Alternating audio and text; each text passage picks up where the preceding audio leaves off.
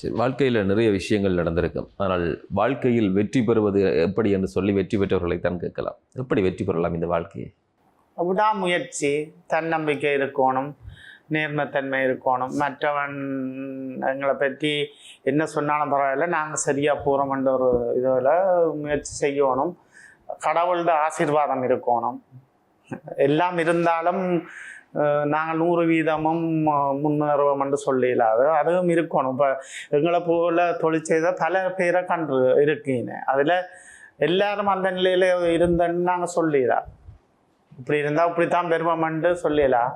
எங்களுக்கு ஒரு டைம் பெறும், அதை நாங்கள் சரியாக பயன்படுத்தி கொள்ளுவோம்.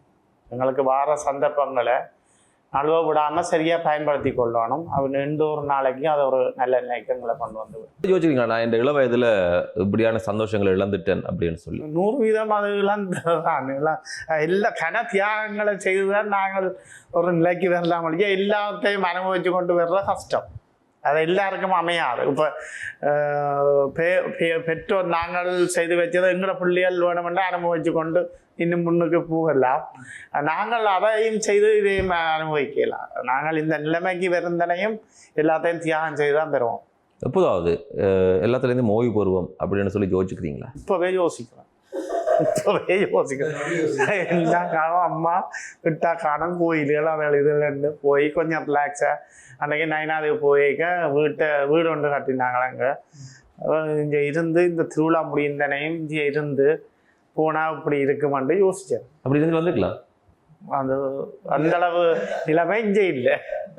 தொழில்களை அந்த நிலையில இன்னும் கொண்டு விடையில்லை.